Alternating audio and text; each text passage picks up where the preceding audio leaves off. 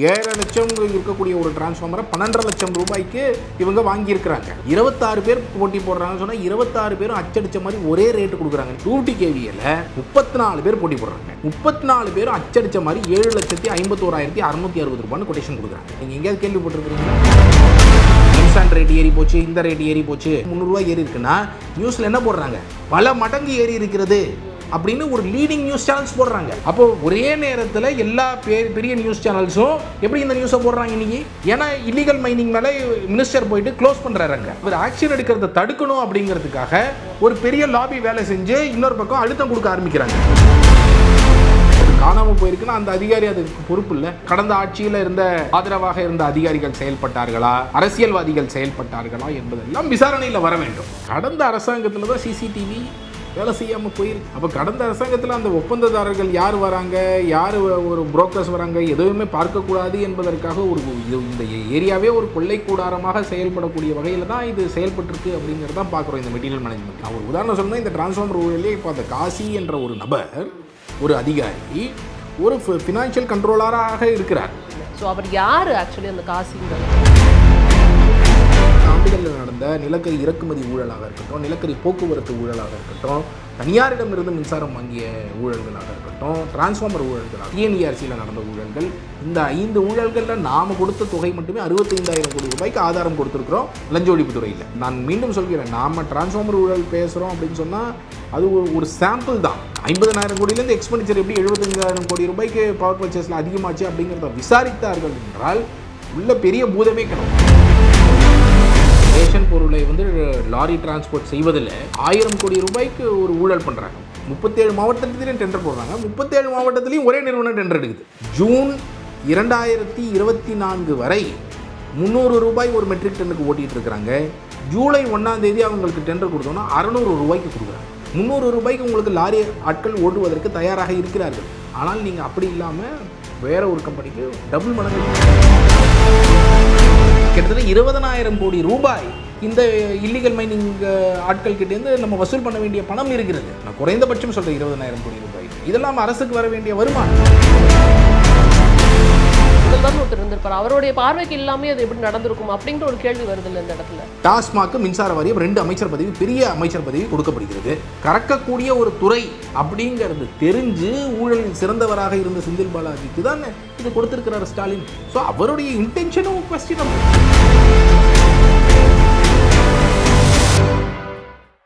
ஃபைமடைனர்களுக்கு வணக்கம். தற்போது நம்முடைய அறப்போர் இயக்கத்தின் ஒருங்கிணைப்பாளர் திரு ஜெயராமன் அவர்கள் தான் இணைந்திருக்கிறார்கள். பேச நிறைய விஷயங்கள் இருக்குது, பேசலாம் சார். வணக்கம். வணக்கம். இந்த காலகட்டத்தில் நம்ம நிறைய விஷயங்கள் பேச வேண்டிய கட்டாயத்தில் இருக்கோம். குறிப்பாக இப்போ எல்லாத்துக்கும் போய் சேர்ந்துருக்கிற விஷயம் அப்படின்னு பார்த்தா அந்த அரசாங்கம் பதவியேற்றதுக்கப்புறம் அந்த டான்ஜெட் கோல நடந்த அந்த முறைகேடுகள் அப்படிங்கிற விஷயம். குறிப்பாக இந்த ஹார்ட் டிஸ்க்கள் திருடப்பட்டது அப்படிங்கிறது தான். இது எப்படி ஒரு கவர்மெண்ட் ஆஃபீஸ்லேயே இந்த ஹார்ட் டிஸ்க் எப்படி திருட்டு போகுமோ, இப்போ இதுக்கு பின்னாடி யார் இருக்கா அப்படின்னு பல்வேறு கேள்விகளை எழுப்பியிருக்குன்னு பார்க்க முடியுது. நீங்கள் தொடர்ந்து இது சம்மந்தமாக பல்வேறு விஷயங்களை வெளியிட்டுட்டே இருக்கீங்க. உங்கள் தரப்பில் இருந்து நிறைய போராட்டங்களை எதிர்கொண்டுட்டு இருக்கீங்க அப்படிங்கிறத பார்க்க முடியுது. ஸோ நீங்கள் இதை பற்றி பேசினா கரெக்டாக இருக்கும்னு நினச்சி தான் உங்ககிட்ட வந்திருக்கோம். முதல்ல நான் எங்கேருந்து ஆரம்பிக்கணும்னு நினைக்கிறேன்னா, தமிழ்நாடு மின்சார வாரியத்தோட தலைமையகத்தில் ஹார்ட் டிஸ்க் காணா போச்சு. அது சம்மந்தமான பல விஷயங்கள் நடந்துச்சு. 2 பேரை கைது பண்ணாங்க. இன்றைக்கி அது CBCIDக்கு மாற்றப்பட்டிருக்கு. அது CBCIDக்கு மாற்றப்படணும் அப்படிங்கிறது உங்களுடைய கோரிக்கையாகவும் இருந்தது.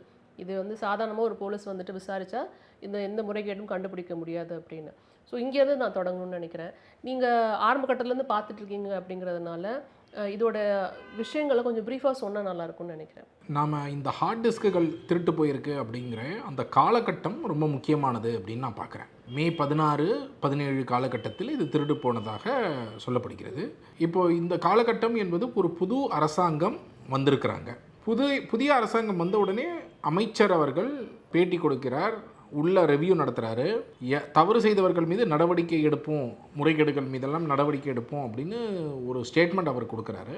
அவர் கொடுத்து ஒரு சில நாட்களில் இது போன்ற ஹார்ட் டிஸ்க்குகள் காணாமல் போகிறது.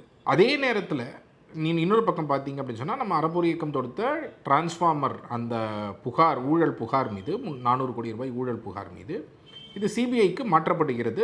சென்னை உயர்நீதிமன்றத்தை நாங்கள் அன்றைக்கி CBIக்கு மாற்றப்படுகிறது. ஏப்ரல் இறுதியில் இது நடக்கிறது. ஸோ இந்த மே மாத நேரத்தில் தான் அவர்கள் விசாரணையை துவங்க ஆரம்பிக்கக்கூடிய நேரம். இப்போது நம்ம பேசக்கூடிய இந்த நேரத்தில் வந்திருக்கக்கூடிய செய்தி என்னென்னா, CBI அந்த டிரான்ஸ்ஃபார்மர் வழக்கில் FIR பதிவு செஞ்சுருக்கிறாங்க இப்போ நம்மளுடைய புகாரில்.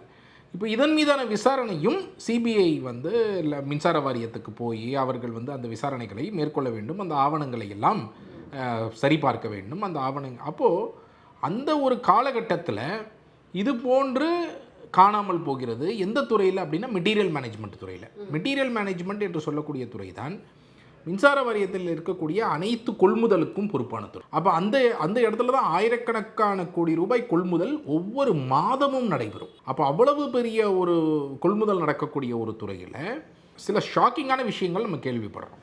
ஒன்று, கடந்த சில ஆண்டுகளாக அந்த துறையில் இருக்கக்கூடிய சிசிடிவி கேமராக்கள் வேலை செய்யவில்லை. ஹார்ட் டிஸ்க்குகள் திருடப்பட்ட பொழுது கூட அவங்களுக்கு எந்த சிசிடிவியும் இல்லை. இப்போ இது பல கேள்விகளை எழுப்புகிறது. என்னென்னா, ஒன்று ஹார்ட் டிஸ்க் காணும், முதல்ல 8 ஹார்ட் டிஸ்க் காணும்னு சொன்னாங்க, அப்புறம் 18 ஹார்ட் டிஸ்க் சொன்னாங்க, கடைசியில் 34 ரெக்கவர் பண்ணியிருக்கிறோம்னு சொல்கிறாங்க.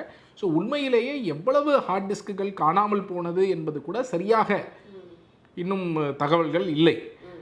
இரண்டாவது, ஹார்ட் டிஸ்க்குகளே இப்படி காணாமல் போகுது. ஒரு தனியார் கம்பெனியில் வேலை பார்க்கக்கூடிய ஒரு நபர் வந்து இவ்வளவு எளிதாக ஒரு ஹார்ட் டிஸ்க்குகளை, அதுவும் இவ்வளவு ஆயிரக்கணக்கான கோடி ரூபாய் கொள்முதல் செய்யக்கூடிய ஒரு டிவிஷன்லேருந்து எடுத்துகிட்டு போக முடியுது அப்படின்னு சொன்னால், நம்ம எந்த அடிப்படையில் இப்போ நாம் வந்து நம்மளுடைய வரிப்பணத்தில் சம்பளமாகக்கூடிய அதிகாரிகள் ஒரு ட்ரஸ்டியாக நம்ம நம்பிக்கை அடிப்படையில் அவங்கள அங்கே இருக்கிறாங்க. இந்த ஆவணங்களை எல்லாம் பாதுகாப்பார்கள். இந்த ஆவணங்கள் எல்லாம் இப்போ இன்றைக்கி நீங்கள் ஹார்ட் டிஸ்கில் இருக்கக்கூடிய தகவல்களை வெளியே எடுத்துடுறீங்க அப்படின்னு வச்சுக்கோங்க. ஆவணங்கள் நீங்கள் சொல்கிறாங்க மின்சார வாரியத்தில் ஹார்ட் காப்பி இருக்கும், இது இருக்குன்றாங்க. நான் கேட்குறேன், ஒரு ஹார்ட் டிஸ்கை எடுக்கக்கூடியவர்கள் ஒரு ஆவணத்திலிருந்து ஒரு பேஜை கிழிக்கிறதுக்கு எவ்வளோ நேரம் ஆக போகுது? அப்போ அந்த மாதிரி எவ்வளோ பேஜ் கிழிச்சிருப்பாங்க அப்படிங்கிறதுக்கு நமக்கு இன்றைக்கி எதுவுமே தெரியாது. ஏன்னா அந்த இடத்துல சிசிடிவி கிடையாது. கிழிச்சிருக்கலாம், கிழிக்காமல் போயிருக்கலாம். பட் நான் என்ன கேட்குறேன்னா, பாதுகாப்பற்ற சூழலாக அது இருந்திருக்கிறது என்றால் அதற்கு எந்த அதிகாரி பொறுப்பு? அதற்கு யாராவது ஒருத்தர் பொறுப்பு ஆக்கப்படணும்ல. நீங்கள் தனியார் இவரை கைது பண்ணியிருக்கிறீங்க, அவர் யாருடைய தூண்டுதலில் இதை பண்ணியிருக்கிறாரு? ஏன்னா இந்த பேக்ரவுண்டில் ஆவணங்கள்லாம் இப்போ சிபிஐ ஒரு பக்கம் விசாரணை நடத்த போகுது, இன்னொரு பக்கம் வந்து அமைச்சர் வந்து முறைகேடுகள் மீது நடவடிக்கை எடுக்க போகிறோம்னு சொல்லக்கூடிய நேரத்தில் ஆவணங்கள் அடங்கிய ஹார்ட் டிஸ்க்குகள் காணாமல் போகுது.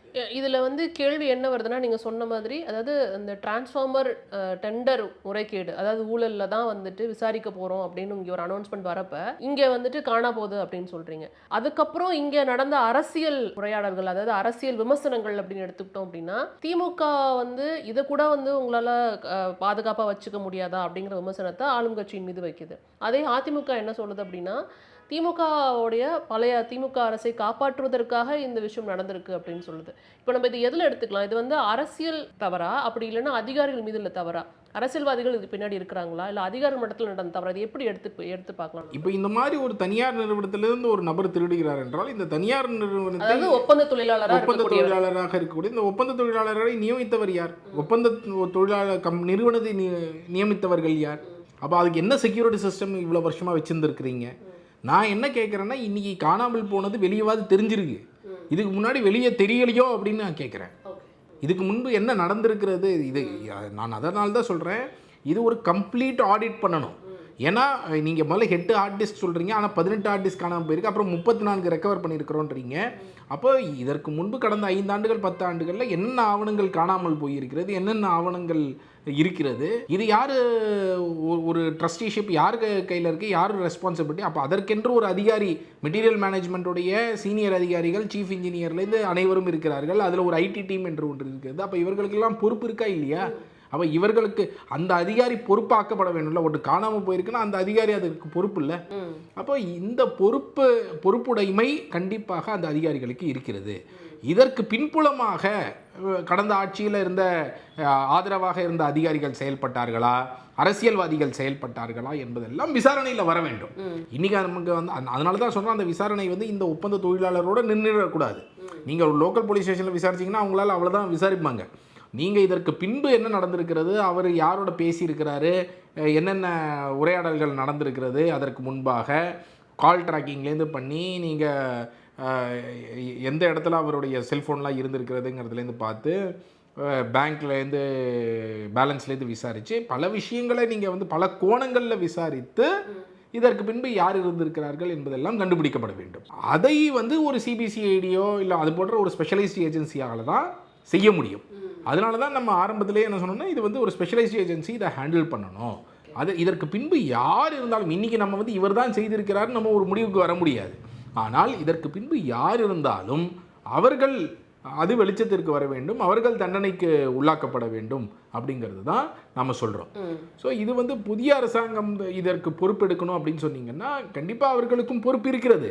ஆனால் தெள்ள தெளிவாக நடந்த நேரம் என்பது எதை காட்டுகிறது என்றால், கடந்த அரசாங்கத்தில் தான் சிசிடிவி வேலை செய்யாமல் போயிருக்கு. அப்போ கடந்த அரசாங்கத்தில் அந்த ஒப்பந்ததாரர்கள் யார் வராங்க, யார் ஒரு புரோக்கர்ஸ் வராங்க, எதுவுமே பார்க்கக்கூடாது என்பதற்காக இந்த ஏரியாவே ஒரு கொள்ளை கூடாரமாக செயல்படக்கூடிய வகையில் தான் இது செயல்பட்டுருக்கு அப்படிங்கிறது தான் பார்க்குறோம் இந்த மெட்டீரியல் மேனேஜ்மெண்ட். நான் ஒரு உதாரணம் சொல்லணும், இந்த டிரான்ஸ்ஃபார்மர் ஊழலே இப்போ அந்த காசி என்ற ஒரு நபர், ஒரு அதிகாரி, ஒரு ஃபினான்ஷியல் கண்ட்ரோலராக இருக்கிறார். அவர் வந்து சஸ்பெண்ட் செய்யப்பட்ட ஒரு நபர் செப்டம்பர் 2021 முறைகேடாக அவரை மீண்டும் பதவியில் அமர்த்துறாங்க. ஏன்னா அவரை வந்து டிஸ்மிஸ் பண்ணணும்னு சொல்லி அதற்கு முன்பு இருந்த ஒரு சேர்மன் அண்ட் மேனேஜிங் டைரக்டர் ஆர்டரே போட்டு போயிடுறாரு. அதனால் அவரை டிஸ்மிஸ் செய்யாமல் போர்டில் அவர் அந்த அஜெண்டாவையே வைக்காமல் அவரை வந்து சஸ்பென்ஷனை மட்டும் ரிவோக் பண்ணி அவரை கரெக்டாக ஃபினான்ஷியல் கண்ட்ரோலர் பர்ச்சேஸாக கொண்டு வந்து உட்கார வைக்கிறாங்க. அவர் ஒரு சாதாரண அதிகாரின்னு மட்டும்தான் நாங்கள் பார்த்த வரைக்கும் கேள்விப்பட்டோம். நீங்கள் வந்து கண்டிப்பாக பார்த்துருப்பீங்க அவரோட ட்ராக் ரெக்கார்டு என்னென்னு. ஸோ அவர் யார் ஆக்சுவலி அந்த காசிங்கிறவர்? காசி என்ற நபர் வந்து ஒரு ஃபினான்ஷியல் கண்ட்ரோலருங்கிற பொசிஷன் நம்ம புரிஞ்சுக்கணும். ஃபினான்ஷியல் கண்ட்ரோலருங்கிற பொசிஷன் வந்து ஒரு மிடில் லெவல் பொசிஷன் தான். என்ன புரிஞ்சுக்கணும், இப்போ அமைச்சர் செந்தில் பாலாஜி இருந்தார் என்றால் அவருக்கு கீழே எனர்ஜி செக்ரட்டரி வருவாங்க. எனர்ஜி செக்ரட்டரிக்கு கீழே சேர்மன் அண்ட் மேனேஜிங் டைரக்டர் வருவாங்க. சேர்மன் அண்ட் மேனேஜிங் டைரக்டர் கீழே டைரக்டர் ஃபினான்ஸ், டைரக்டர் ஃபினான்ஸ்க்கு கீழே chief financial controller, chief financial கண்ட்ரோலருக்கு கீழே ஃபினான்ஷியல் கண்ட்ரோலர். அப்போது அந்த ஃபினான்ஷியல் கண்ட்ரோலர் என்ற நபர் டைரக்டாக செந்தில் பாலாஜி அவர்களோட எப்படி கான்டாக்ட்ல செந்தில் பாலாஜியோட வீட்டுக்கு போகிறாரு. ஒவ்வொரு நாளும் அவர் செந்தில் பாலாஜி வீட்டிற்கு சென்று காலை 10:55 11 மணிக்கு அவர் வீட்டுக்குள்ளே நுழையிறாரு. அவர் வீட்டிலேயே தான் நாள் பூராக உட்கார்ந்துருக்கிறாரு. ஈவினிங் அவர் வீட்டிலேருந்து கிளம்பி காசி அவருடைய வீட்டிற்கு வருகிறார். நாங்கள் பேசும்பொழுது நாங்கள் கேட்கும்போது சொல்கிறாங்க, நீங்கள் வந்து இந்த காசி என்ற நம்பரை நீங்கள் இபி ஆஃபீஸில் கண்டுபிடிச்சிட்டிங்கன்னா நான் உங்களுக்கு அவார்டே கொடுக்குறோம் அப்படின்றாங்க. ஏன்னா அவர் இபி ஆஃபீஸ்க்கே போக மாட்டார். அவர் செந்தில் பாலாஜி அவருடைய வீட்டிலேருந்து தான் கம்ப்ளீட்டாக ஆப்ரேட் பண்ணுறாரு. அமைச்சர் இப்படி சொல்லியிருக்கிறாரு, அமைச்சர் அப்படி சொல்லியிருக்கிறாருன்னு சொல்லி தான் அவர் எல்லா டெண்டரையும் எல்லா இடங்களையும் ஃபிக்ஸிங் பண்ணிருக்கிறார். அப்போ அந்த மாதிரியாக இவர் தினமும் அமைச்சர் வீட்டுக்கு தான் போய் வேலை பார்க்கிறார் என்ற வீடியோ ஆதாரங்களை நாங்கள் இந்த கேஸில் எடுத்துருக்குறோம். வீடியோ பதிவுகளை நாங்கள் எடுத்து நாங்கள் வந்து லஞ்ச ஒழிப்புத்துறைக்கு இப்போ சிபிஐக்கு மாற்றப்பட்டிருக்கிறது, சிபிஐ கொடுத்துருக்குறோம். அப்போது இதையெல்லாம் நாங்கள் ஏதோ கேள்விப்பட்டதை சொல்லலை, நாங்கள் ட்ராக் பண்ணி ஆமாம் உண்மையிலேயே அவர் தினமும் செந்தில் பாலாஜி வீட்டுக்கு தான் போகிறாருங்கிறத நாங்கள் ஊர்ஜிதம் செஞ்சுருக்கிறோம். பார்க்குறவங்களுக்கு வர கேள்விகளை முன்னாடி வைக்கணும்னு நினைக்கிறேன். அவர் செந்தில் பாலாஜி அவர்கள் வீட்டுக்கு போகிறதாலேயே அவர் மேலே நம்ம வந்துட்டு குற்றம் சொல்ல முடியுமா? அமைச்சர் செந்தில் பாலாஜி அவர்கள் இப்போ ரீசெண்டாக ஒரு 3 days பிஃபோர் வந்துட்டு ஒரு ப்ரெஸ் மீட் கொடுத்துருந்தாரு. அதாவது இந்த தாவேக்கா ஆட்சி அமைந்த உடனே வந்து பல்வேறு இடங்களில் மின்தடை வந்தது. அதுக்கு பல்வேறு காரணங்கள் வந்து சொல்லப்படுது. இப்போ வரைக்கும் வந்துட்டு ப்ரொடக்ஷனில் எந்த இஷ்யூவும் இல்லை அப்படிங்கிறதா ராதாகிருஷ்ணன் அவர்கள் சொல்கிறத நம்ம பார்க்குறோம். சம் இஷ்யூஸ் இருக்குது அப்படிங்கிறத சொல்கிறாங்க. ஆனால் அவர் என்ன சொல்கிறார் செந்தில் பாலாஜி அவர்கள், இதை நிவர்த்தி பண்ணுறதுக்கான வேலையை நீங்கள் முன்னெடுங்க, இது வந்துட்டு வந்தோடனே நீங்கள் வந்து ஒரு கூட்டம் போட்டு இதுக்கான வேலைகளை வந்து முன்னெடுக்கணும். ஆனால் அதை விட்டுட்டு இதை வந்துட்டு திசை திருப்புவதற்காக ஊழல், இது மாதிரி வந்துட்டு முறைகேடு, இது டிரான்ஸ்ஃபார்மர் பர்ச்சேஸ் பண்ணுறதுல முறைகேடுன்னு சொல்லி ஆட்டத்தை திசை திருப்பாதீங்க அப்படிங்கிறது தான் அவரோட விமர்சனமாக இருக்குது. அதை இப்படியும் பொருத்தி பார்க்க வேண்டிய கட்டாயம் இருக்குல்ல. பாயிண்ட் என்னென்னா, டிரான்ஸ்ஃபார்மர் ஊழலை பொறுத்த வரைக்கும் இது ஏதோ பேச்சளவில் இருப்பது கிடையாது. இன்னும் இப்போ நம்ம பேசக்கூடிய இந்த நேரத்தில் ஒரு உயர்நீதிமன்றம் இது ஆதாரங்கள், நாங்கள் 5 மணி நேரம் உயர்நீதிமன்றத்தில் வாதாடி இருக்கோம் இதோடைய ஆதாரங்களை வைத்து. உயர்நீதிமன்றம் லஞ்ச ஒழிப்புத்துறை இதை செய்த செயல் சரியல்ல என்று சொல்லி இன்னைக்கு சிபிஐக்கு மாற்றி சிபிஐ இதன் மீது முதல் தகவல் அறிக்கை பதிவு செஞ்சிருக்கிறாங்க. நம்ம இந்த பேசக்கூடிய இந்த நேரத்தில் ஒரு 7 லட்சம் இருக்கக்கூடிய ஒரு டிரான்ஸ்ஃபார்மரை 12.5 லட்சம் ரூபாய்க்கு இவங்க வாங்கியிருக்கிறாங்க. 500 kVA டிரான்ஸ்ஃபார்மரை 26 பேர் போட்டி போடுறாங்கன்னு சொன்னால் 26 பேரும் அச்சடிச்ச மாதிரி ஒரே ரேட்டு கொடுக்குறாங்க. நீங்கள் எங்கேயாவது கேள்விப்பட்டிருக்கிறீங்களா? நான் உங்களுக்கு யாருக்கு கொடுத்தாங்க? அப்போ எல்லாருக்கும் பிரித்து கொடுத்தாச்சு. எல்லாருக்கும் வின் வின் சுச்சுவேஷன். 12.5 லட்சத்துக்கு இப்போ வந்து 800 டிரான்ஸ்ஃபார்மர் 500 kVA டிரான்ஸ்ஃபார்மர்னா அதில் 16 பேருக்கு கடைசியில் பிரித்து கொடுக்குறாங்க. ஆளுக்கு 50 டிரான்ஸ்ஃபார்மர்னு. இப்போது 250 kVA எடுத்திங்கன்னா 250 kVAல நான் எக்ஸாக்ட் நம்பரோடய உங்களுக்கு சொல்கிறேன். 250 kVAல 34 பேர் போட்டி போடுறாங்க. 34 பேரும் அச்சடித்த மாதிரி 7,51,660 ரூபான்னு கொட்டேஷன் கொடுக்குறாங்க. இவங்க குறைக்கிற மாதிரி குறைச்சி 7,29,000க்கு 34 பேருக்கும் பிரித்து கொடுத்துட்றாங்க. ஆளுக்கு 60 டிரான்ஸ்ஃபார்மராக பிரித்து கொடுத்துட்றாங்க. மொத்தம் 2000 டிரான்ஸ்ஃபார்மர் பர்ச்சேஸ் பண்ணுறதுக்கு. அதோடைய உண்மையான விலை என்ன? 4 மாதங்களுக்கு முன்பு மின்சார வாரியத்தில் அதற்கு முந்தைய ஆட்சியில் போட்ட ஒரு டெண்டரில் அதே மாதிரி 28 பேர்கிட்ட போட்டி போடுறாங்க. அதில் மிச்சம் 27 பேர் 5,62,000 சொல்கிறாங்க. ஒருத்தர் மட்டும் நான் இதில் கூட்டு சேலை இயங்க மாட்டேன்னு சொல்லி ஒருத்தர் கரெக்டாக ரேட்டு போடுறாரு. 4,62,000 தான் கொட்டேஷன் கொடுத்துருக்காரு 250 கேவிஏக்கு. அப்போ அவருக்கு தானே டெண்டர் கொடுத்துருக்கணும். கொடுத்தாங்க, அந்த டெண்டர் கேன்சல் பண்ணிட்டாங்க. ஏன்னா அவர் தான் கூட்டு சதியை அந்த இதில் இது பண்ணல, இதில் என்ன லாபம் இருக்குது, அந்த டெண்டர்களை அவங்க பூர்த்தி செய்யலை. அப்போ என்ன பண்ணுறாங்க அப்படின்னு சொன்னால், இந்த மாதிரி வந்து 34 பேருக்கும் 7,29,000க்கு 4,60,000. இப்போ நாங்கள் மிச்ச ஸ்டேட்டில் இருக்கிற டேட்டாவை எடுத்துருக்கோம். ராஜஸ்தானில் 315 கேவிஏவே 5,38,000 தான் கொடுத்துருக்காங்க அதே காலகட்டத்தில். டிஎன்இபி இன்ஜினியர்ஸ் அசோசியேஷன் ரேட்டு வந்து 4,70,000 ரூபாய். ஜெம் போர்ட்டலில் கவர்மெண்ட்டுடைய மார்க்கெட் பிளேஸ் போர்ட்டலில் 4,70,000 ரூபாய். நீங்கள் எல்லா டேட்டாவும் எடுத்தீங்கனாலும் அந்த 4,70,000 சுற்றி தான் இருக்கிறது அந்த நேரத்தில் சந்தை மதிப்பு. ஆனால் 7,29,000 ரூபாய்க்கு இவங்க 34 பேருக்கும் பிரித்து கொடுப்பதன் மூலமாக 34 பேரும் பயனடைகிறார்கள். இந்த கூட்டு சதியில் இயங்கக்கூடிய காசி என்ற நபர், அவர் தான் டெண்டர் ஸ்க்ரூட்டனைசிங் கமிட்டியில் இருக்கிறாரு. அவர் வந்து அமைச்சர் செந்தில் பாலாஜி அவர் வீட்டில் இருந்து தான் ஆப்ரேட்டே பண்ணுறாரு. அப்போ நான் இந்த மாதிரியாக இருக்கக்கூடிய ஒரு சூழ்நிலை நாம் என்ன சொல்றோம்னா, நீங்கள் வந்து இதன் மீது ஒரு விசாரணை நடத்த வேண்டும். அமைச்சர் செந்தில் பாலாஜி எதற்காக காசி தினமும் அவர் வீட்டில் உட்கார்ந்து கொண்டு வேலை செய்தார்? நீங்க விட்டுருவீங்களா? ஒரு ஃபினான்ஷியல் கண்ட்ரோலர், ஒரு மிடில் லெவல் அஃபீஷியலை டெய்லி அமைச்சர் வீட்டுக்கு விடுவீங்களா? வேற அமைச்சர்கள் விடுவாங்களா? உள்ள போகிறதே எவ்வளோ பெரிய கஷ்டம் அப்படிங்கிறது நமக்கு தெரியாதா? ஒரு அப்பாயின்மெண்ட் இல்லாமல் போக முடியுமா? அப்போ தினமும் ஒருத்தரால் போய் அவர் வீட்டுக்குள்ளே போய் உட்காந்து வேலை செய்ய முடியும்? அவருக்கு என்ன பிஏவா அப்பாயின் பண்ணிங்களா? இல்லை. He was a financial controller responsible for purchase of materials. அப்போ அந்த மாதிரி இருக்கக்கூடிய ஒரு நபரை நீங்கள் தினமும் உங்கள் வீட்டில் உட்காந்து ஆப்ரேட் பண்ணுறாருன்னா அப்போ என்ன ஆகுது? இவர் மினிஸ்டர் வீட்டில் தான் உட்காந்துருக்கணும். மிச்சம் எல்லா அதிகாரிகளுக்கும் என்ன, மேலே இருக்கக்கூடிய அதிகாரிகள்லாம் சேர்மன் அண்ட் மேனேஜிங் டைரக்டர் இவர் சொல்கிறது தான் கேட்கணும், லக்கானியே இவர் சொல்கிறது தான் கேட்கணும். அந்த மாதிரியான ஒரு சூழ்நிலையில் தான் இது இருந்தது. இப்போ இது வந்து 1000 கோடி ரூபாய்க்கு டிரான்ஸ்ஃபார்மர் பர்ச்சேஸ் பண்ணதுலேயே 397 கோடி ரூபாய் ஊழல், 40%. நீங்கள் நல்லா புரிஞ்சுக்கோங்க. மின்சார வாரியத்தில் இன்றைக்கி வந்து 60,000 கோடி ரூபாய் இருந்த மின்சார வாரியத்துடைய வருமானம் 1,00,000 கோடி ஆயாச்சு. எப்படி? நம்ம பில்லை, கரண்ட் பில்லை, உங்கள் கரண்ட் பில்லை, என் கரண்ட் பில்லை ஏற்றிட்டாங்க. ஆனால் செலவினங்களும் அதுக்கேற்ற மாதிரி ஏற்றி வச்சுருக்கிறாங்க. எப்படி ஏறிச்சு? ஆனால் செந்தில் பாலாஜி அவர்கள் சொல்கிறது என்னென்னா, அப்படிலாம் ஒன்றும் இல்லை, இது லாபத்தில் தான் எங்குது, நாங்கள் வந்துட்டு நல்லபடியாக இயங்கிட்டு இருக்கிறத வந்துட்டு நீங்கள் வந்து தேவையில்லாமல் திசை திருப்புறீங்க அப்படிங்கிற விமர்சனத்தை தான் அந்த ப்ரெஸ் மீட்டில் முன்வைக்கிறாரு. அதெல்லாம் கரெக்டாக தான் போயிட்டு இருக்கு, நீங்க வந்து உங்களுக்கு நிர்வாகத்திறன் இல்லை அப்படிங்கிற ஒரு வார்த்தையை முன்வைக்கிறார். அப்போ இந்தியாவிலேயே மிக அதிகமான மின்சார கட்டணம் கட்டக்கூடிய மாநிலமாக கமர்ஷியலில் ஏன் இருக்கும்? நம்ம ஏன் 600 யூனிட் 800 யூனிட் 1000 யூனிட் பயன்படுத்தக்கூடியவர்களில் மிக கடைசி 10 பிளேஸில் நம்ம ஏன் இருக்கோம்? அதற்கு காரணம் இந்த அளவுக்கு நீங்கள் ஏற்றி வச்சதன் மூலமாக 60,000 கோடியிலேருந்து 1,00,000 கோடி எடுத்துகிட்டு போயிட்டீங்க. ஆனால் கடந்த 10-15 ஆண்டுகளில் மின்சாரத்தில் விஷயத்தில் நடந்தது என்ன? தெர்மல் பவர் வந்து 10 ரூபா 15 ரூபான்லாம் இருந்த ரேட்டு வந்து இன்றைக்கி 3 ரூபா 4 ரூபா 5 ரூபான்னு வந்தாச்சு. நீங்கள் வந்து 2,000 ரூபாய்க்கு சரிஞ்சுது 2016.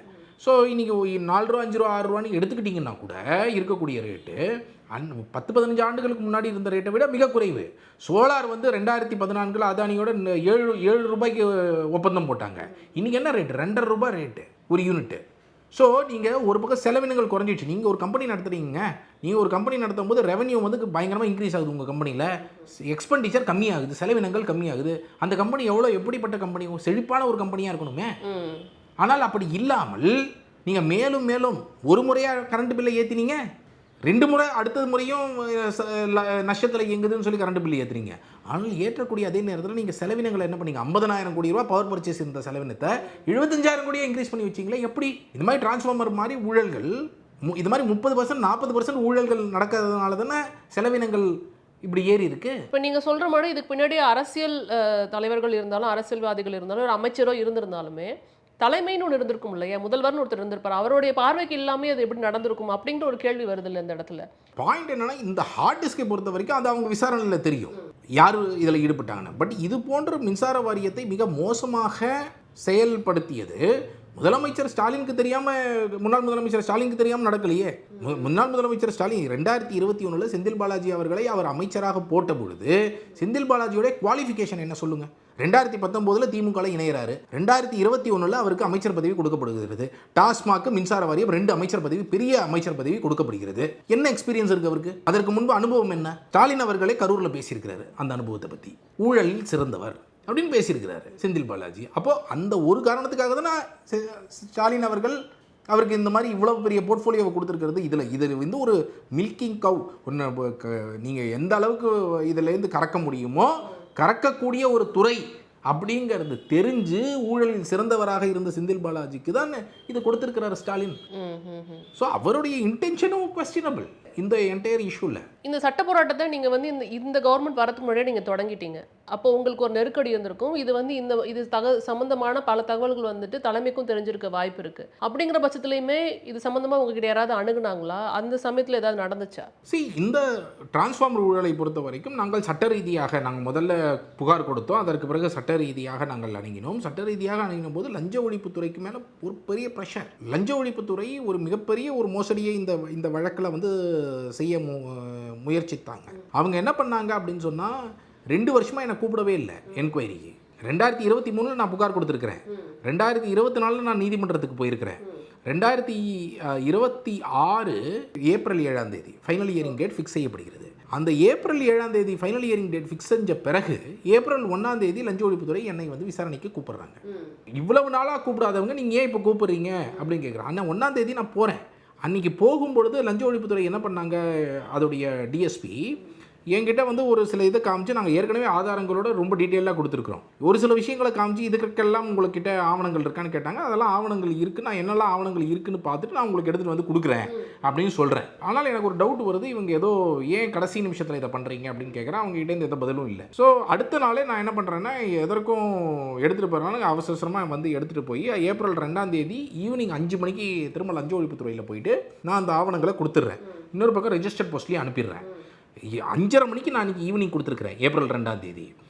அவர்கள் அந்த நான் கொடுத்த ஆவணத்தை உடனடியாக மின்சார வாரியத்திட்ட கொடுத்துட்டாங்க. லஞ்ச ஒழிப்புத்துறை கொடுத்து மின்சார வாரியம் அந்த நிறுவனத்துக்கு 250 kVAல onload tap changer offload tap சேஞ்சர்னு இருக்குது. இவங்க ஆஃப்லோடு டேப் சேஞ்சருக்கு தான் டெண்டர் போடுவது.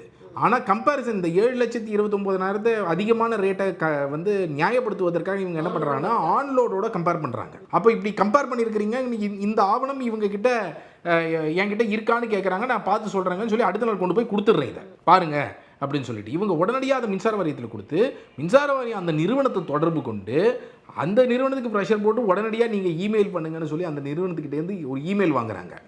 என்னன்னு 2ஆம் தேதி அன்னைக்கு நீங்கள் எனக்கு ஒரு இமெயில் அனுப்பிச்சிங்க, அதில் இந்த மாதிரி ஆன்லோடா ஆஃப்லோடுன்னு நாங்கள் போட்டிருக்கிறோம், அது என்னன்னு கிளாரிஃபிகேஷன் கிடைச்சிங்க. நாங்கள் அது ஆஃப்லோடு தான், நாங்கள் தெரியாமல் அதை வந்து வெப்சைட்டில் போடும்போது ஆன்லோடுன்னு போட்டுவிட்டோம். எப்போது 5 வருஷம் முன்னாடி அவங்க போட்ட ஒரு அட்வர்டைஸ்மெண்ட்டுக்கு ஆர் கொட்டேஷனுக்கு இன்றைக்கி அவங்ககிட்டேருந்து வாங்குறாங்க. இது நீங்க என்னைக்கு கிளாரிஃபிகேஷன் பண்ணிருக்கணும்? டெண்டர் ஸ்க்ரூட்டினைஸ் பண்ணீங்கல்ல கம்பேரிசனுக்கு. நீங்க 23ன்னு சொல்றீங்க. 23னா அப்ப 5 வருஷத்துக்கு முன்னாடினா அப்ப அதிமுக ஆட்சியில இது நடந்துட்டு இருக்கா? இல்ல, இந்த டெண்டர் வந்து 2021 நவம்பர் மாதம் நடக்கிறது. 2021 நவம்பர் மாதம் நீங்கள் ஓப்பன் பண்ணுறீங்க டிஎம்கே. அப்போ ஓப்பன் செய்யும் பொழுது நீங்கள் என்ன பார்த்துருக்கணும்? அப்போ இது ஆன்லோடோட கம்பேரிசன் வச்சிருக்கிறியப்பா, வச்சிருக்கிறோம் பேப்பா. சென்டர் ஸ்க்ரூட்டினைசிங் கமிட்டி அன்றைக்கி இல்லை லஞ்ச ஒழிப்புத்துறை என்ன பண்ணியிருக்கணும்? நீங்கள் விசாரணை பண்ணீங்களே, நீங்கள் விசாரணையோட கடைசி நிமிஷத்தில் தானே என்ன கூப்பிடுறீங்க. நீங்கள் கரெக்டாக விசாரித்து அதை கண்டுபிடிச்சிருக்கணுமா இல்லையா? நீங்கள் போய் கேட்டிருக்கணுமா இல்லையா அந்த கம்பெனிகிட்ட? அப்படி இருந்தாலும் நீங்கள் தானே போய் அந்த கம்பெனிகிட்ட கேட்கணும். நீங்கள் ஏன் மின்சார வாரியத்துக்கு கொடுத்து மின்சார வாரிய அதிகாரிகள், மின்சார வாரியம் இஸ் அக்யூஸ்டு, இதில் அந்த டெண்டர் அதிகாரிகள் அக்யூஸ்டு. இன்றைக்கி எஃப்ஐஆர் போட்டிருக்கிறதுல டெண்டர் அஃபீஷியல்ஸ் தான் அக்யூஸ்டாக போட்டிருக்கிறாங்க. அவங்கக்கிட்ட ஷேர் பண்ணி அவங்க அனுப்பி அந்த கம்பெனி அனுப்பும்போது ரிட்டர்ன் அனுப்பும்போது மாட்டிக்கிறாங்க. அந்த கம்பெனி என்ன அனுப்புகிறாங்க? Superintendent engineer of police Chennai 16ன்னு போடுறாங்க. சூப்பரிண்டென்ட் இன்ஜினியருங்கிறது மின்சார வாரியத்தில் இருக்கிற அதிகாரியோடைய இது, போலீஸுங்கிறது டிவிஎஸ்சியில் இருக்குது, சென்னை 16ங்கிறது டிவிஎஸ்சியோடைய ஆலந்தூர் எம்கேஎன் ரோட்டில் இருக்கக்கூடிய பின்கோடு. ஸோ இவங்க எப்படி சொதப்பி இந்த அவசரமாக இவங்க போய் அங்கே கேட்டு இந்த மாதிரி ஒன்று வாங்கியிருக்கிறாங்க. இதெல்லாம் நம்ம நீதிமன்றத்தில் காமிச்சோம். எப்படி பண்ணியிருக்கிறாங்க பாருங்கள். பண்ணி ஏப்ரல் 4ஆம் தேதி வழக்க மூடிடுறாங்க. எதுவும் மேட் அவுட் இல்லைன்னு மூடி 6ஆம் தேதி வந்து கோர்ட்டில் சப்மிட் பண்ணி 7ஆம் தேதி ஹியரிங்க்கு வராங்க. அப்போ இவங்க எப்படி அவசரமாக இந்த மாதிரி ஒரு வேலையை பண்ணியிருக்கிறாங்க பாருங்கிறதெல்லாம் காண்பிக்கிறோம். ஸோ இந்த மாதிரி எல்லாம் மோசடி செய்து தான் லஞ்ச ஒழிப்புத்துறை மோசடி செய்து தான் இந்த வழக்கை வந்து மூட ட்ரை பண்ணாங்க. அதனால தான் இன்றைக்கி சிபிஐக்கு வந்து இது ட்ரான்ஸ்ஃபர் செய்யப்பட்டு. எனக்கு இதில் என்ன ஒரு டவுட் இருக்குன்னா, கிட்டத்தட்ட வந்து 2.5 லட்சம் டன் நிலக்கரி காணா போச்சு அப்படின்னு சொல்லி திரு செந்தில் பாலாஜி அவர்கள் கடந்த ஆட்சி காலத்தில் வந்து சொன்னார் அப்படிங்கிறத பார்க்க முடிஞ்சது. அதுக்கு விசாரணை நடந்துச்சு. ஆனால் அந்த விசாரணைக்கு உள்ளான அந்த ஃபைல்ஸ் கூட இல்லை அப்படிங்கிறது, காணா போச்சுங்கிற மாதிரி கேள்விப்பட்டோம் அப்போ அந்த டைமில். அப்போ இனிமேல் நடக்க போகிற விசாரணை எப்படி நடக்கும்? அது வந்துட்டு எந்த தொந்தரவும் இல்லாமல் ஃப்ரீயாக நடக்குமா? அது குறித்து உங்களோட பார்வை எப்படி இருக்குது நீங்கள் நினைக்கிறீங்க? சரி, அதில் தான் லஞ்ச ஒழிப்புத்துறை வந்து இப்போ இந்த புதிய ஆட்சியில் நீங்கள் வந்து லஞ்ச ஒழிப்புத்துறையை ஃப்ரீ அண்ட் ஃபேராக வேலை செய்ய விட்டு அவர்கள் வந்து ஒவ்வொரு ஊழல் மீதும் எஃப்ஐஆர் பதிவு செய்து நடவடிக்கை எடுக்கணும். இப்போ நீங்கள் நிலக்கரியை காணும் 2.5 லட்சம் டன் நிலக்கரியை காணும் என்று செந்தில் பாலாஜி பயங்கர வீர வசனம்லாம் பேசினார். அன்றைக்கி பேசி நாங்கள் இதை சும்மா விட மாட்டோம்லாம் சொன்னார். என்ன பண்ணார்? அந்த விஜிலன்ஸ் அந்த என்கொயரி பண்ணாங்க இல்லையா, அந்த என்கொயரி ரிப்போர்ட்டு காணும். அந்த ரிப்போர்ட் எங்கன்னு நான் கேட்டேன். அப்போ இருக்கிற சேர்மன் மேனேஜிங் டைரக்டர் கேட்டேன், நாங்கள் விஜிலன்ஸ் கமிச்சிட்டோம் அப்படின்னாங்க. நான் விஜிலன்ஸில் போய் கேட்டால் விஜிலன்ஸில் அந்த மாதிரி ஒன்று வரவே இல்லை. டிவிஎஸ்சி எஃப்ஐஆரே போடலையே. நீங்கள் ஒரு மின்சார வாரியத்துலேருந்து நீங்கள் வந்து இது மேலே விசாரிங்கன்னு டிவிஎஸ்சி கமிச்சிங்கன்னா அடுத்த நாள் எஃப்ஐஆர் போடுவாங்க. That is the power of TANGEDCO. டான்ஜெட்கோவுடைய ஒரு மினிஸ்டரோ ஒரு சேர்மன் அண்ட் மேனேஜிங் டைரக்டரோ இதை விசாரிங்கன்னு அனுப்பிச்சாங்கன்னா அவங்க அடுத்த நாள் எஃப்ஐஆர் போட்டு விசாரிப்பாங்க. அப்போ நீங்கள் அனுப்பவும் இல்லை, அவங்களுக்கு கிடைக்கவும் இல்லை. அப்போ எங்கே போச்சு அந்த விசாரணை அறிக்கை? ஸோ நிலக்கரி காணாமல் போச்சுன்னு நம்ம பார்த்தோன்னா நிலக்கரி அறிக்கையே காணாமல் போச்சு. ஸோ அந்த மாதிரி இன்று நடக்காமல் இருக்கணும். அப்போ இன்றைக்கி நடக்காமல் இருக்கணும் அப்படின்னு சொன்னால் அதற்கான அகெயின் நான் தான் சொல்ல ப்ரூஃப் ஆஃப் இந்த புட்டிங் இஸ் இந்த ஈட்டிங் தான். அதை வந்து நீங்கள் கடைசியில் சாப்பிடணும். அப்போ அந்த மாதிரி தான் இன்றைக்கி வந்து இருக்கக்கூடிய வழக்குகள். நீங்கள் எவ்வளோ வேணால் பேசலாம் நடவடிக்கை எடுப்போம்னு, அந்த நடவடிக்கைகளை நாங்கள் கண்கூடாக பார்க்க வேண்டும். அப்போ அதை கண்கூடாக பார்க்க வேண்டும் அப்படின்னு சொன்னால் கடந்த 10 ஆண்டுகளில் நடந்த நிலக்கரி இறக்குமதி ஊழலாக இருக்கட்டும், நிலக்கரி போக்குவரத்து ஊழலாக இருக்கட்டும், தனியாரிடமிருந்து மின்சாரம் வாங்கிய ஊழல்களாக இருக்கட்டும், டிரான்ஸ்ஃபார்மர் ஊழல்களாக இருக்கட்டும், இந்த 4 ஊழல்கள் 4-5 ஊழல்கள் டிஎன்இஆர்சியில் நடந்த ஊழல்கள். இந்த 5 ஊழல்களில் நாம் கொடுத்த தொகை மட்டுமே 65,000 கோடி ரூபாய்க்கு ஆதாரம் கொடுத்துருக்குறோம் லஞ்ச ஒழிப்புத்துறையில். இதன் மீது ஒரு 5 எஃப்ஐஆராவது மினிமம் அவர்கள் போட முடியும். இந்த விஷயங்களில் டிரான்ஸ்ஃபார்மர் தவிர மீது 4 வழக்குகளாவது அவர்கள் போட்டு விசாரிக்க முடியும். அப்போது இதையெல்லாம் அவர்கள் செய்ய வேண்டும். அப்போ இந்த மாதிரியான நான் மீண்டும் சொல்கிறேன், நாம் டிரான்ஸ்ஃபார்மர் ஊழல் பேசுகிறோம் அப்படின்னு சொன்னால் அது ஒரு சாம்பிள் தான். 50,000 கோடியிலேருந்து எக்ஸ்பெண்டிச்சர் எப்படி 75,000 கோடி ரூபாய்க்கு பவர் பர்ச்சேஸில் அதிகமாச்சு அப்படிங்கிறத விசாரித்தார்கள் என்றால் உள்ள பெரிய பூதமே கிளம்பும். அப்போ அதையெல்லாம் சரி செஞ்சாங்கன்னா மின்சார வாரியம் 5,000-10,000 கோடி ரூபாய் மினிமம் ப்ராஃபிட் செய்யக்கூடிய ஒரு அமைப்பாக மாறும். மக்கள் மேலே இனிமேல் டேரிஃப்ன்ற பேரில் ஒவ்வொரு ஆண்டும் 2 வருஷத்துக்கு ஒரு வாட்டி கரண்ட் பில்லை இன்க்ரீஸ் பண்ண வேண்டிய தேவையே கிடையாது. நான் தான் சொல்லுவேன், சோலாரோட 7 ரூபாயிலேருந்து இன்றைக்கி 2.5 ரூபா வந்துருச்சு. செலவு குறையும் போது நம்ம டேரிஃப் எங்கே அதிகரிக்கணும்? அப்போது அதற்கான ஒரு வழிமுறையை ஸோ இந்த 6 months to 1 year இவங்க எடுத்துக்கலாம். ஆனால் இந்த 6 monthsல இவங்க இதை ஆக்ஷனில் காண்பிக்க வேண்டிய அவசியம் இருக்கிறது அப்படிங்கிறது. இது ஒரு துறை சார்ந்த ஊழல் சம்மந்தமாக இப்போ நம்ம பேசிகிட்டு இருக்கிறோம். இது வந்துட்டு கிட்டத்தட்ட பல்வேறு துறைகள் இருக்குது தமிழகத்தை பொறுத்த வரைக்கும். வேறு எந்த துறையில் இது போன்ற விஷயங்கள் நடந்திருக்குன்னு நீங்கள் நினைக்கிறீங்க? அது குறித்து ஏதாவது நீங்கள் பேசணும்னு நினைக்கிறீங்களா? நிறைய துறைகளில் நடந்திருக்கு. இப்போ நம்ம மாநகராட்சியிலேயே நம்ம நிறைய பார்த்துருக்குறோம். இப்போ நேரு அவர்கள் மீது எஃப்ஐஆர் பதிவு செய்யப்பட்டிருக்கிறது. நீங்கள் அந்த துறையை எடுத்துக்கிட்டிங்கனாலும் டெண்டர் ஃபிக்ஸிங். ஸோ இந்த டெண்டர் சம்பந்தமான ஊழல்கள் வந்து மாநகராட்சியில், ஸ்டேட் ஹைவேஸில், அதே மாதிரி ரேஷன் துறையில் மக்கள் பெரிதும் பாதிக்கப்படக்கூடிய ரேஷன் துறை போன்ற துறைகளில் ரேஷன்லலாம் நீங்கள் அந்த ரேஷன் பொருளை வந்து லாரி டிரான்ஸ்போர்ட் செய்வதில் 1000 கோடி ரூபாய்க்கு ஒரு ஊழல் பண்ணுறாங்க. 300 ரூபா ஒரு டன்னுக்கு டிரான்ஸ்போர்ட் பண்ணிகிட்டு இருக்கிறாங்க ஒவ்வொரு மாவட்டத்தில் இருக்கிற லாரி ஓனர்ஸு. இது எல்லாத்தையும் கொண்டு போய் 37 மாவட்டத்துலேயும் ஒரே நிறுவனத்துக்கு கொண்டு போய் கொடுக்குறாங்க. 37 மாவட்டத்துலேயும் டெண்டர் போடுறாங்க. 37 மாவட்டத்துலேயும் ஒரே நிறுவனம் டெண்டர் எடுக்குது. அவங்க 3 பேரில் கந்தசாமியான்கோ, கார்த்திகேயன்கோ, முருகா என்டர்பிரைசஸ்னு முருகர் பேரால் ஒரு 3 கம்பெனி ஆரம்பித்து யாரெல்லாம் 50 லாரி வச்சுருக்கிறாங்களோ 100 லாரி வச்சுருக்கிறாங்களோ அவங்களாம் டிஸ்குவாலிஃபைடு டெண்டர்லேருந்து. ஆனால் இதில் எந்த விதமான அனுபவமும் இல்லாத கம்பெனிஸ் மட்டும் குவாலிஃபைடு. இதன் மூலமாக 300 ரூபாய்க்கு முன்னாடி நாள் வரைக்கும் ஓட்டிகிட்டு இருக்கிறாங்க. ஜூன் 2024 வரை 300 ரூபாய் ஒரு மெட்ரிக் டன்னுக்கு ஓட்டிகிட்டு இருக்கிறாங்க. ஜூலை 1ஆம் தேதி அவங்களுக்கு டெண்டர் கொடுத்தோன்னா 600 ரூபாய்க்கு கொடுக்குறாங்க. டபுள் மடங்குக்கு கொடுக்குறாங்க. 300 ரூபாய்க்கு உங்களுக்கு லாரி ஆட்கள் ஓட்டுவதற்கு தயாராக இருக்கிறார்கள். ஆனால் நீங்கள் அப்படி இல்லாமல் வேறு ஒரு கம்பெனிக்கு டபுள் மடங்கு கொடுக்குறீங்க. அப்போ இது வந்து ஒரு 2 ஆண்டுகளில் ஒரு 1000 கோடி ரூபாய் இந்த ஒரு சின்ன கான்ட்ராக்டில். இது எல்லாம் வந்து யாரை பாதிக்குதுன்னா ஏழ்மையில் இருக்கக்கூடியவர்களை தான் பாதிக்குது. இன்றைக்கி ரேஷன் கடையில் போய் முதல் 5 நாளில் போய் அடித்து பிடிச்சி நான் ஏன் பருப்பையும் இதையும் வாங்க வேண்டிய அவசியம் என்ன? ஏன்னா போதுமான பொருள் இல்லை. கேட்டால் எங்ககிட்ட போதுமான பணம் இல்லை அப்படின்னு ரேஷன் துறை சொல்லுது. ஏன் இல்லை? இவ்வளவு பணம் இருக்குது. அந்த பணம் எல்லாம் இப்படி கொள்ளை போய் கொண்டு இருக்குது. அதனால தான் நீங்கள் வந்து மக்கள் வந்து கடைசியில் வந்து முதல் 4 நாளில் அடிச்சுக்க வேண்டிய சுச்சுவேஷன். ஒவ்வொரு ரேஷன் கடையிலையும் எவ்வளோ ரேஷன் கார்டு ஹோல்டர்ஸ் இருக்காங்கன்னு உங்களுக்கு தெரியாதா? அவங்களுக்கு ஒவ்வொருத்தருக்கும் எவ்வளவு கிலோ பருப்பு, எவ்வளோ கிலோ சக்கரைங்கிறது உங்களுக்கு தெரியாதா? அது இன்டென்ட் போட்டு அந்த அளவு கரெக்டாக வந்ததுன்னா நான் முதல் நாள் போனாலும் எனக்கு பருப்பு சக்கரை கிடைக்கணும், நான் 30வது நாள் போனாலும் எனக்கு பருப்பு சக்கரை கிடைக்கணும். நான் ஏன் முதல் ஒரு வாரத்தில் போய் அடிச்சுக்கணும்? அப்போ இதெல்லாம் சரி செய்வது இந்த புதிய அரசுடைய மிக முக்கியமான வேலை. ஓகே. ஸோ இப்போ என்ன அவங்க வந்துட்டு எடுத்துக்கணும் கவனத்தில் அப்படின்னு சில விஷயங்கள் இருக்கும் இல்லையா? ஏன்னா இப்போ பார்க்குறோம் மின்சாரத்துறையில் வந்துட்டு அவங்க நடவடிக்கை எடுத்துகிட்டு இருக்கிறாங்க. நீங்கள் வந்து கோரிக்கை வச்ச மாதிரி சிபிசிஐடிக்கு இந்த வழக்கு மாற்றப்பட்டிருக்குங்கிறதெல்லாம் பார்க்கணும். சரியான பாதையில் தான் பயணிச்சுட்டு இருக்கா, இல்லை வேற என்ன கவனத்தை அவங்க வந்துட்டு கையாள வேண்டிய கட்டாயத்தில் இருக்கிறாங்க? அவர்கள் சரியான பாதையில் இதுவரைக்கும் பயணம் செய்வதாக தான் தெரியுது. நிறைய டிபார்ட்மெண்ட்ஸில் நல்ல அதிகாரிகளை நியமிச்சிருக்கிறாங்க, சில டிபார்ட்மெண்ட்ஸில் மோசமான அதிகாரிகளையும் நியமித்திருக்கிறார்கள். அதையும் நம்ம சொல்லியிருக்கிறோம். ஆனால் எதில் அவர்களுடைய வேகம் இன்னும் நமக்கு தெரியல இந்த ஒரு மாதத்தில் அப்படின்னா, அக்கௌண்டபிலிட்டி ஃபிக்ஸ் பண்ணுறதில்ல. ஏற்கனவே தவறு செய்தவர்கள் மீது நடவடிக்கை எடுப்பதில் ஒரு மிகப்பெரிய தாமதம் இருப்பதாக நான் கருதுகிறேன். அது அந்த தாமதப்படுத்த அவர்களுடைய லாபி வந்து ரொம்ப ஸ்ட்ராங்காகும். அதை நீங்கள் வந்து அலோவ் பண்ணீங்க அப்படின்னு சொன்னால் மீண்டும் பழைய மாதிரி போவதற்கான வாய்ப்புகள் இருக்கும்.